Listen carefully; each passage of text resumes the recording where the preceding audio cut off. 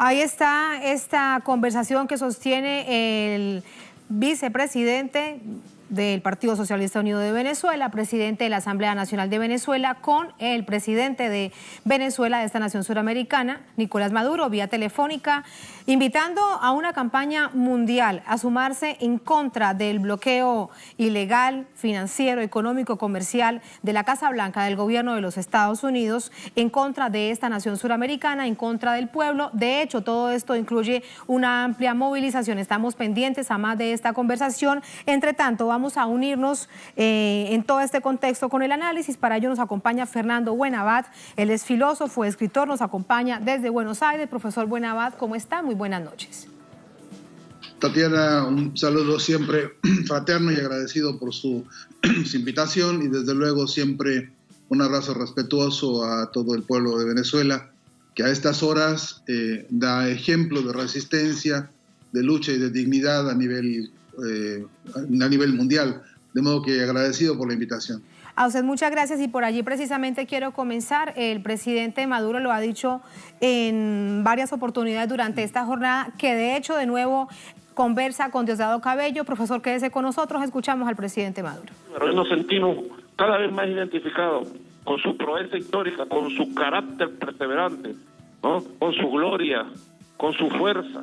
Fue el comandante Hugo Chávez que nos educó en esta visión, en esta moral. Yo le digo a los militares ahí presentes, jefes militares del país, hoy más que nunca, unión cívico-militar. Hoy más que nunca, unión, cohesión, lealtad absoluta. Hoy más que nunca, unión del pueblo. Todo el que quiera expresar su amor y su voluntad de que nuestra Venezuela salga adelante, bienvenidos a esta jornada de protesta mundial. Bienvenidos a estas jornadas de unión nacional. Vamos juntos. Tengan la seguridad absoluta que esta gente que hoy agrede a Venezuela con su odio, John Bolton, con todo su odio, no ha podido ni podrá con nuestro país. No tienen con qué, no tienen cómo. Venezuela saldrá adelante. Que Dios bendiga, pues, a todos los presentes en este acto. Que Dios bendiga a nuestra amada patria. Hasta la victoria siempre, Diosdado. Venceremos, hermano. Venceremos. Venceremos. Gracias, compañero presidente. Yo hoy casualmente, yo estaba... Profesor Buenabad, ahí está parte de el análisis en este momento, que resulta fundamental y tiene todo que ver con esta campaña mundial en la que usted se ha sumado. Se suman intelectuales, se suman académicos de distintas latitudes del mundo. ¿Cómo entender esta visión desde los pueblos? Y si lo miramos de hecho en retrospectiva, ¿qué es lo que debemos ver? ¿Un mundo distinto tal vez desde esta misma visión de unidad de pueblos?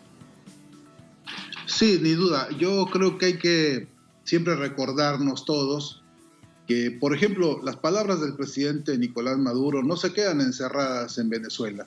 Su convocatoria a participar permanentemente en todos los actos y todos los hechos de solidaridad que son necesarios, dadas las condiciones de esta agresión irracional, de esta agresión enfermiza por parte de Donald Trump contra el pueblo de Venezuela. Repito, nos convocan a todos. Tiene que saber el pueblo de Venezuela que su ejemplo de moral, su ejemplo de lucha, el regalo que Venezuela le ha hecho a este continente de paz, de diálogo, lo que significa que gracias a Venezuela no se haya extendido por todo el continente una desbandada de violencia y de criminalidad, gracias a que Venezuela ha sabido frenar todas las agresiones del imperio. Digo, hay que agradecérselo a ese pueblo y a ese presidente que muestran una vez más nervios de acero, como se dice cada día con más frecuencia. Yo creo, Tatiana, que es indispensable que podamos tender todos los puentes que podamos, por todos los medios posibles, con ese pueblo revolucionario venezolano, para, repito, hacerles saber que hay una admiración, un respeto y una solidaridad inquebrantables en todo el mundo, y que sea como sea estaremos siempre a su lado luchando contra esta irracionalidad, contra esta criminalidad del gobierno norteamericano, del capitalismo desaforado y enfermo, del imperialismo que que está hoy tomando estos bríos de inmoralidad y de desfachatez. Es importante también contarle y decirle al presidente Maduro que ha tenido que resistir también a pie firme cualquier cantidad de agresiones físicas, personales, políticas y de todo género. Decirle también que desde todas las latitudes del mundo se comprende su fuerza y su esfuerzo, se comprende la fortaleza que él ha sabido amasar para constituirse también él en este bastión invencible, porque no habría un movimiento revolucionario firme y sólido sin haber creado y procreado a estos hijos de Chávez, a estos hijos de la revolución, como el propio presidente Maduro, como el propio Diosdado Cabello, como el canciller, como todo este conjunto de luchadores que hoy gobiernan y representan a Venezuela y que la dirigen y que son hoy por hoy, repito, los hijos de esta revolución. Creo que es preciso que todos los gestos solidarios se hagan llegar con toda puntualidad y que no tenga duda ni el presidente Maduro ni el pueblo de Venezuela no tengan duda alguna de que el día 10 y todos los días que sea necesario estaremos cerca de la revolución y cerca de su pueblo, que está dando una batalla ejemplar. El profesor Buenabad lo hemos perdido momentáneamente, la producción lo retomará rápidamente. Mientras tanto, compartimos con ustedes información que llevamos en nuestra multiplataforma, es parte también de lo que hemos visto durante esta noche. Lo tenemos acá. Presidente Maduro sobre el bloqueo. Esta batalla también la vamos a ganar, dice el jefe de Estado de Venezuela. El presidente Maduro, en un acto conmemorativo del bicentenario de la batalla de Boyacá, aseguró que el país también ganará la batalla contra el bloqueo total impuesto por el mandatario estadounidense Donald Trump. Dijo esto: hoy día de Boyacá le digo al pueblo de Venezuela, estamos preparados, no existe imperio en el mundo, orden ejecutiva ni bloqueo que pueda detener a Venezuela. Dijo el presidente, convocó a una gran jornada mundial de protesta, de eso ya hablábamos precisamente con el profesor Buenabad, este próximo 10 de agosto. Reprobó que sectores de la oposición celebren que Venezuela sea agredida por el imperialismo. Dijo esto: nos ven por encima del hombro con racismo como el patio trasero, hay quienes se prestan a sus planes de agresión, dijo en referencia a la alianza de la oposición con el gobierno de los Estados Unidos. De otra parte, señaló a su homólogo estadounidense Donald Trump de promover el supremacismo blanco en ese país. De hecho, fíjense ustedes todo lo que ha sucedido durante esta jornada directamente relacionado con las protestas, las reacciones, el rechazo a la llegada del presidente Donald Trump al Paso y a Dayton, a estas dos ciudades fronterizas con México, después de esta masacre en donde murieron más de 30 personas cometida por un joven supremacista blanco. Una situación que ha alarmado no solamente a habitantes de Estados Unidos, sino del mundo entero. Lamentablemente no logramos retomar la comunicación con nuestro invitado. Quedamos pendientes para seguir conversando con el profesor Buenabad y mirando además en retrospectiva todo lo que esto ha significado. Por ahora vamos a una pausa, la primera, en esta emisión de Es Noticia. Al volver, Es Noticia Puerto Rico. Tribunal de esta nación anula nombramiento de Pedro Pierluisi como gobernador. Para evitar el limbo, rápidamente asume la secretaria de Justicia. Ella dice que no quería, ahora veremos por qué. Esta decisión calma la presión social ante la crisis por los Telegram Gate. Vamos a revisarlo. Tenemos el análisis, estamos en Es Noticia.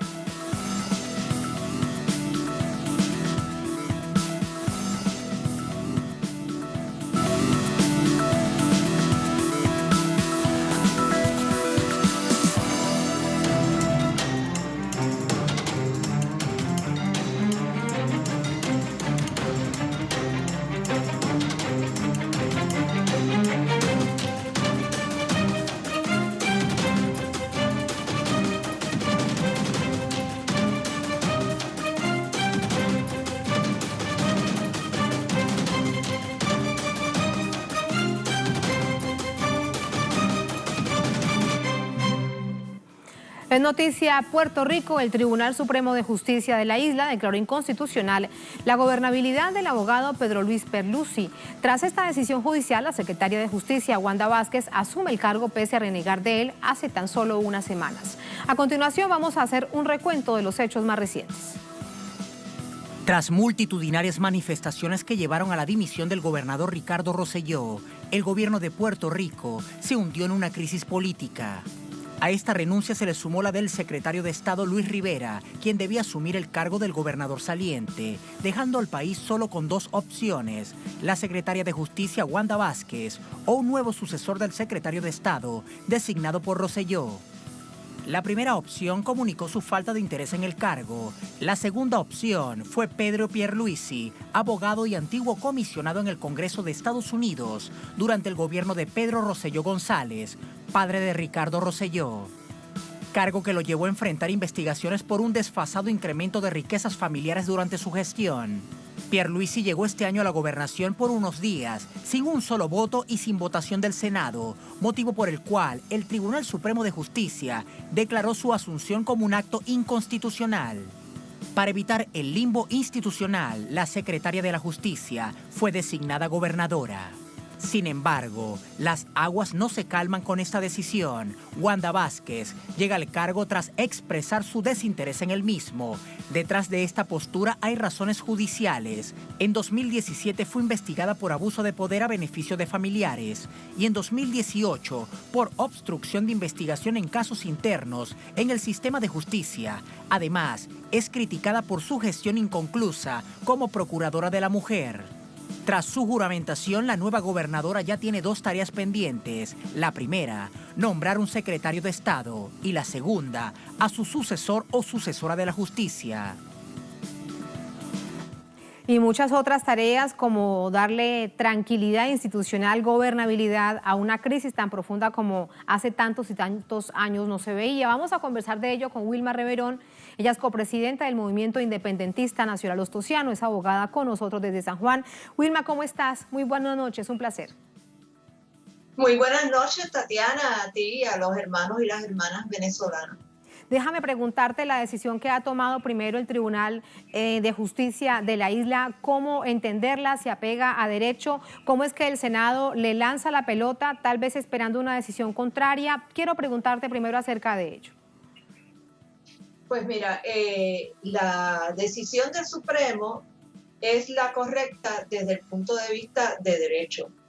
Es definitivo que el autoproclamado, ustedes no son los únicos que tienen autoproclamado, el autoproclamado gobernador Pedro Pierluisi hizo una interpretación equivocada de la constitucionalidad de una ley, y a base de esa interpretación que él hizo, juramentó como gobernador, a pesar de que no había pasado el sedazo de ambas cámaras. Sí había pasado el sedazo de una de las cámaras, de la Cámara de Representantes, pero él tenía que ser confirmado como secretario de Estado, tanto por la Cámara como por el Senado. Y el Senado nunca llegó a celebrar las vistas para su confirmación, porque cuando iban a celebrar las vistas ya él se había autoproclamado gobernador. Así que el presidente del Senado hizo lo que tenía que hacer, que fue ir a defender la prerrogativa de la rama legislativa, en este caso del Senado, de su responsabilidad de confirmar este nombramiento, el nombramiento del secretario de Estado, porque obviamente ellos no podían pasar el juicio sobre el nombramiento de gobernador como tal.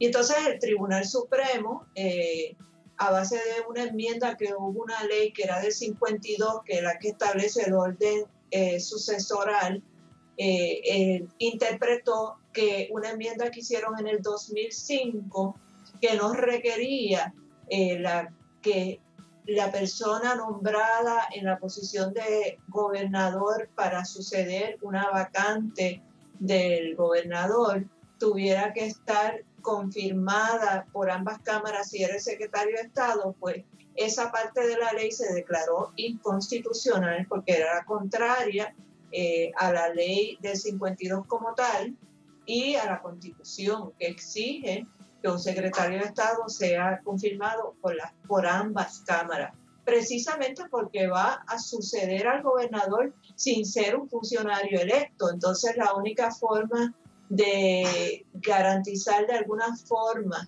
el poder del pueblo de decidir quién va a ser el primer ejecutivo, ya que el pueblo no votaría en una elección especial, que para mi entender sería lo correcto, pues entonces el menos mal de los males, pues es que entonces sea confirmado por ambas cámaras en vez de por una, que es como se confirma todos los demás nombramientos del Ejecutivo. Diríamos entonces, Wilma, que se retoma el orden constitucional del país después de tantos días de incertidumbre.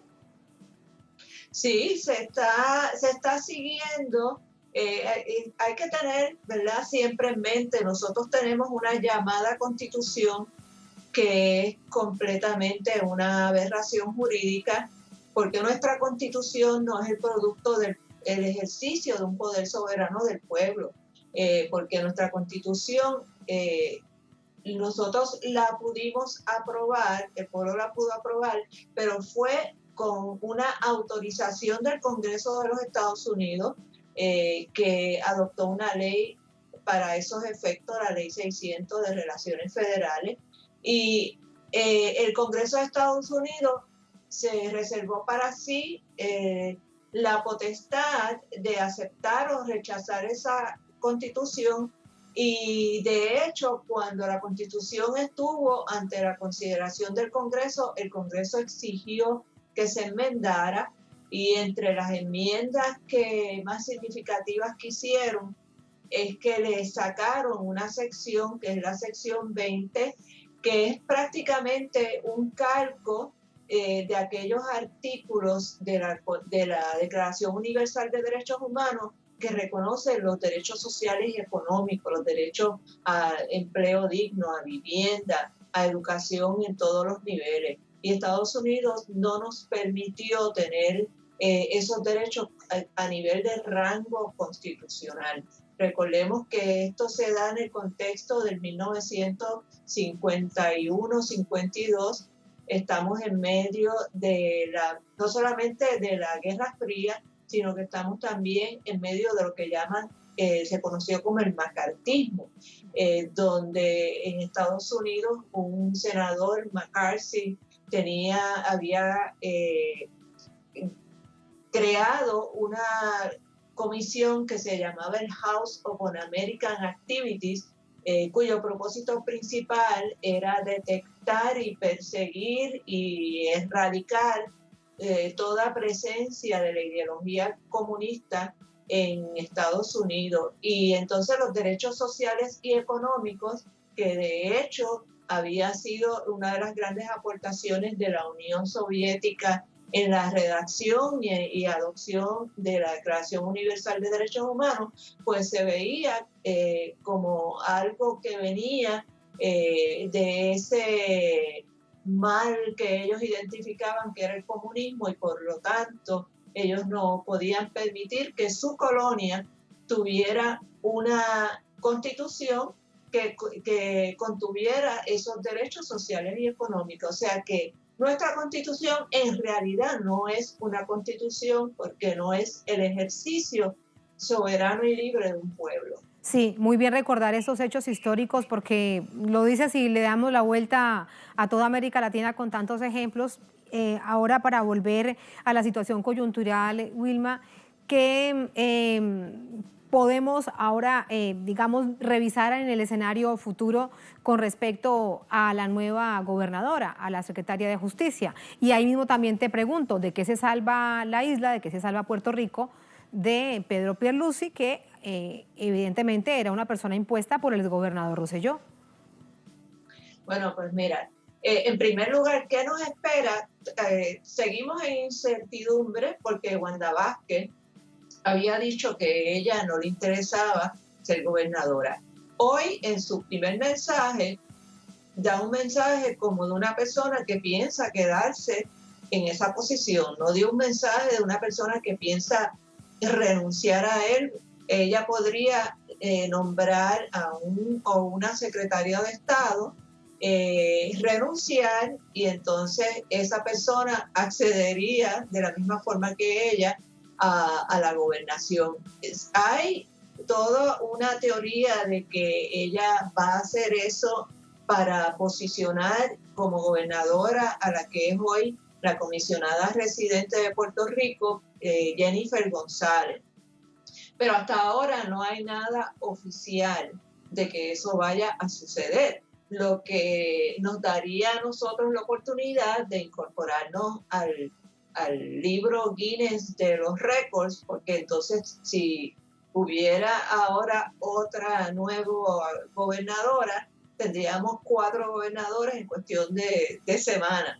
Que pues es un escenario preocupante, porque Jennifer González, si Pierluisi significaba la representación y el control de la Junta de Control Fiscal sobre Puerto Rico, Jennifer González no solamente representa eso también, sino que ella es del Partido Republicano. Aquí se da una anomalía en Puerto Rico, que el Partido Nuevo Progresista, que es un partido anexionista que quieren ser Estado de Estados Unidos, tienen militantes tanto en el Partido Republicano como en el Partido Demócrata. Entonces, Pierluisi y asimismo Ricardo Rosselló pertenecen al ala demócrata del Partido Nuevo Progresista, mientras que Jennifer González pertenece al ala republicana. Entonces Jennifer sería una testaferra, ella es incondicional de Trump, pero incondicional, sumisa totalmente, o sea, ella pesaría el piso por donde camina Donald Trump. Y así que sería ir, como decimos acá en América Latina, ir de Guatemala a Guatapeor, ¿verdad? Sería entonces, Wilma, pues sería más de lo mismo. ¿Qué pasa entonces con toda la agenda social, que es un carácter urgente en el país? También va a quedar en incertidumbre. La reconstrucción, las escuelas, los hospitales.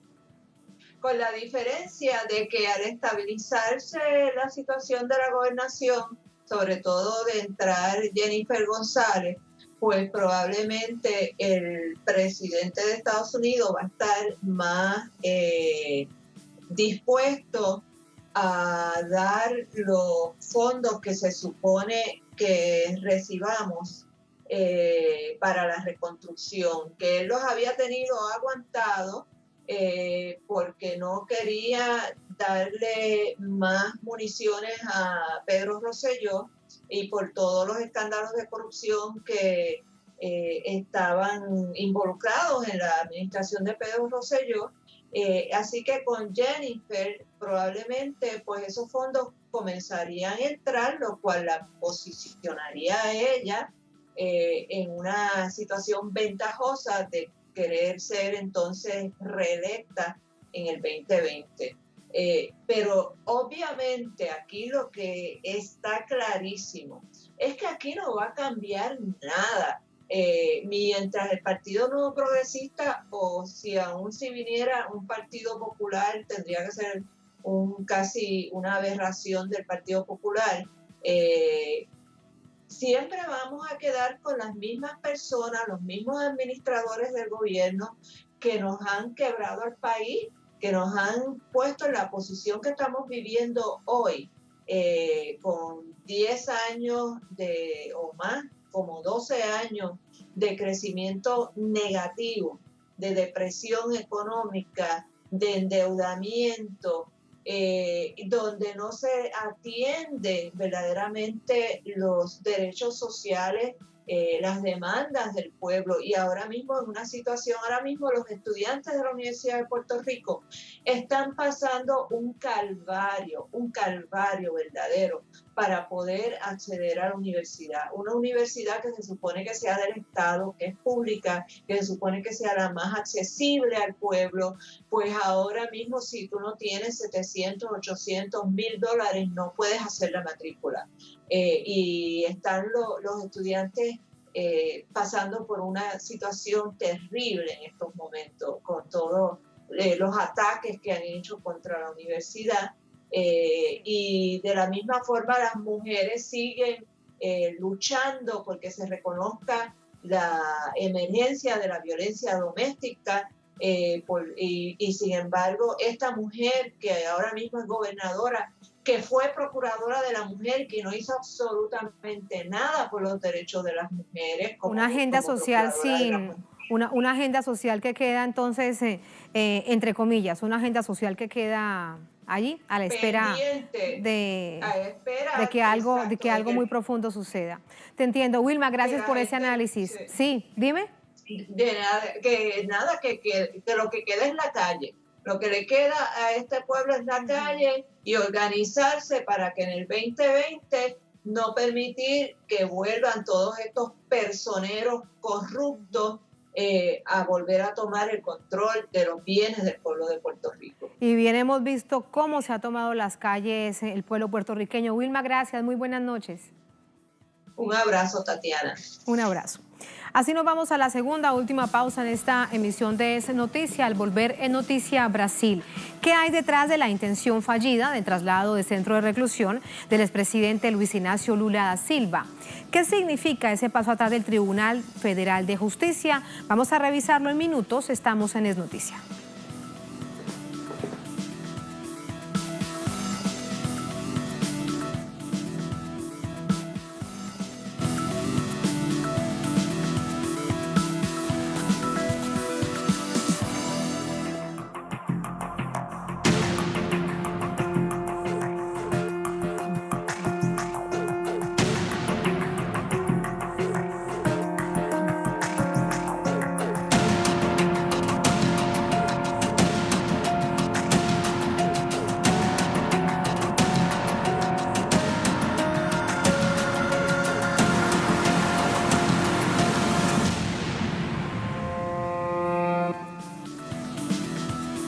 En Noticia Brasil, el Supremo Tribunal Federal suspendió este miércoles el traslado del expresidente Lula da Silva a una cárcel común en Sao Paulo. La defensa había denunciado que con esta decisión judicial se vulneraba la vida propia, la seguridad del líder natural del PT. La orden emanada de la jueza Carolina Lewos, responsable además de la ejecución de la pena del expresidente, daba cuenta del mantenimiento de la condena de Lula en una cárcel común. Lewos es la misma jueza que lo sentenció sin pruebas claras por un supuesto apartamento donado al expresidente de manera irregular. Lula está preso en una celda especial en la cárcel de superintendencia de la Policía Federal de Curitiba desde abril de 2018.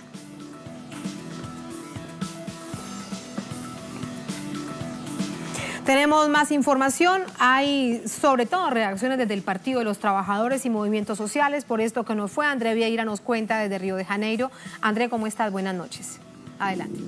Hola, sí, Tatiana, muy buenas noches para ti, buenas noches a nuestra audiencia. Tatiana, efectivamente, las reacciones fueron inmediatas. El Partido de los Trabajadores, por ejemplo, salió a denunciar que esto se trata de una fase más de la persecución contra el expresidente Lula, también denunciando que esto hace parte también de una cortina de humo justamente para esconder las denuncias contra la Operación Lava Jato. Recordemos que en este momento son diferentes las denuncias que afirman que Sergio Moro, el entonces juez de la Operación Lava Jato, actuó de forma ilegal con integrantes del Ministerio Público. Incluso en el día de hoy afirman que el Ministerio Público también estaría actuando de forma ilegal con otros ministros, con otros senadores para perjudicar Lula da Silva, lo que comprobaría justamente esa cuestión de la persecución política y de que Lula sí es un preso político. Pero Tatiana, te digo que además del Partido de los Trabajadores, además de los movimientos sociales de izquierda aquí de Brasil, también fue un día de movilización, no solamente de este campo progresista, pero también al momento de conocer, por ejemplo, ahí en la mañana los diputados estaban en la Cámara de los Diputados ahí debatiendo la cuestión de la reforma jubilatoria, pero cuando llegó esa información, diferentes parlamentarios de la derecha, del centro, de la izquierda, se movilizaron en un total de 72 diputados que fueron, trasladaronse desde la Cámara de los Diputados hasta la Suprema Corte aquí de Brasil para exigir que el Supremo Tribunal Federal aquí de Brasil anulase justamente esa decisión de la jueza ahí de Curitiba. 72 parlamentarios de más de 10 partidos que estuvieron reunidos en el día de hoy y justamente la Suprema Corte aquí de Brasil por 10 votos a 1 anuló esa decisión de la jueza Carolina Lewos. Una victoria importante para Lula da Silva, pero también reasciende, por ejemplo, una esperanza aquí de la defensa de Lula da Silva con relación a diferentes casos que están ahí siendo analizados por la Suprema Corte aquí de Brasil. Te digo, por ejemplo, que al final de la sesión del día de hoy, cuando por 10-1 rechazó ese traslado de Lula da Silva de la cárcel de la Policía Federal a una cárcel en São Paulo, una cárcel común. Al final de esta sesión también el presidente de la Suprema Corte prometió que para mañana la continuidad del juicio, por ejemplo, que evalúa un habeas corpus de la defensa de Lula da Silva que exige la anulación de todo este proceso. Eso porque pide la suspensión de Sergio Moro una vez que está comprobado, según la defensa de Lula da Silva y según diferentes juristas de Brasil y del mundo, que Sergio Moro sí actuó de forma parcial para perjudicar Lula da Silva. Recordemos que Sergio Moro fue justamente el juez que condenó a Lula da Silva en primera instancia y que impidió a Lula da Silva de disputar las elecciones. Justamente él mismo, el entonces juez que hoy día es ministro de Jair Bolsonaro, uno de los más beneficiados, por ejemplo, de esa prisión de Lula da Silva y también de su retirada de la disputa electoral. También se espera para los próximos días, Tatiana, por aquí, actos en diferentes ciudades. Por ejemplo, mañana hay un acto en São Paulo en defensa de Lula da Silva para exigir la libertad de Lula da Silva, y son personas que reafirman que Lula ahora que ganó esa disputa, por ejemplo, esa pequeña disputa en la Corte Suprema, pero que él debe estar en su casa una vez que Lula es inocente. Nosotros, por supuesto, Tatiana, estaremos desde aquí de Brasil acompañando todo este proceso en torno del expresidente Lula da Silva. Tatiana. Y muy importante la decisión que se tome con respecto a este habeas corpus que pide la defensa. Pendientes de ello, André, gracias. Buenas noches.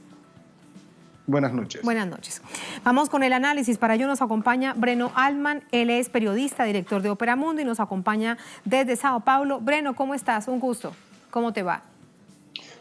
Buenas noches, Tatiana. Gracias por la invitación. Gracias a ti. Breno, cuéntanos qué es lo que había detrás de este intento de traslado del expresidente Lula. ¿Qué es lo que sucedía? ¿Quién estaba realmente interesado en pasar de Curitiba, donde hay un nivel de seguridad mayor, a una cárcel común en Sao Paulo, al expresidente Lula? Mira, todos los indicios son de que la operación Lava Jato, con esa decisión de la jueza encargada de la ejecución penal del expresidente, lo que trató de hacer, lo que intentó hacer la operación Lava Jato fue una contraofensiva. Intentó salir de la situación en que se encuentra hoy el ex juez Sergio Moro, los fiscales de la operación Lava Jato, muy desgastados con los mensajes revelados por The Intercept y por otros medios de comunicación. La operación Lava Jato trató de ofrecer con ese traslado que no se sucedió, con ese traslado del expresidente, trató de presentar fuerza, trató de contragolpear las acusaciones que sufría, trató de ejercitar su poder y trató finalmente de buscar aislar el presidente Lula, sacándole del centro de la operación Lava Jato, que es Curitiba, para una ciudad en el interior del estado de São Paulo. Pero la operación le salió muy mal, porque fue demasiada crueldad, demasiada violencia, y una violencia tan aterrorizante, tan fuerte, que incluso sectores conservadores se pusieron en contra de la operación Lava Jato en ese episodio. Y eso logró, ese rechazo de las más distintas fuerzas políticas también repercutió en la Corte Suprema, con la Corte Suprema finalmente decidiendo por anular la decisión de la jueza de Curitiba. Eso es lo que sucede. Podríamos ver entonces que en su conjunto es un paso atrás o una medida distinta con con una visión diferente de la Corte Suprema al tomar esa decisión, porque votan por mayoría en contra del traslado. Mira, aún es temprano para llegarnos a la conclusión de que hubo un cambio estructural de la correlación de fuerzas en la Corte Suprema acerca del caso Lula. Hay seguramente un embate, un forcejeo, una disputa en el interior de la Corte Suprema después de los mensajes de Intercept poniendo a desnudo la conspiración entre el ex juez Sergio Moro y los fiscales. Pero esa disputa aún no se ha encejado. Lo que se pasó en el día de hoy fue que los comandantes de la Operación Lava Jato fueron demasiado lejos. Trataron de establecer una decisión muy dura, imaginando que seguían teniendo la fuerza que un día la tuvieron. Y se dieron cuenta con la decisión de la Corte Suprema que ya no tienen más la misma fuerza, no pueden más decidir de una forma tan violenta, tan arbitraria y quedarse sin respuesta. No, hoy hubo una respuesta, hubo una pequeña victoria de la constitucionalidad, de la democracia en contra del arbitrio representado por la operación Lava Jato.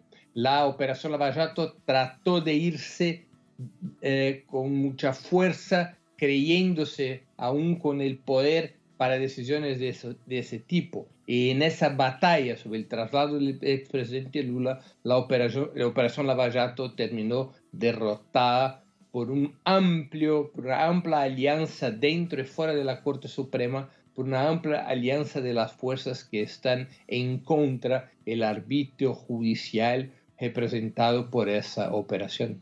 Breno, para despedirte, de algo que plantea una gran preocupación y es la propia vida del expresidente Luis Ignacio Lula da Silva. Pareciese que también hay un intento de buscar mecanismos para que él realmente deje de existir. Una situación tan delicada de esta plantea ese nivel de preocupación que hemos visto sobre todo algunos comentarios en redes sociales.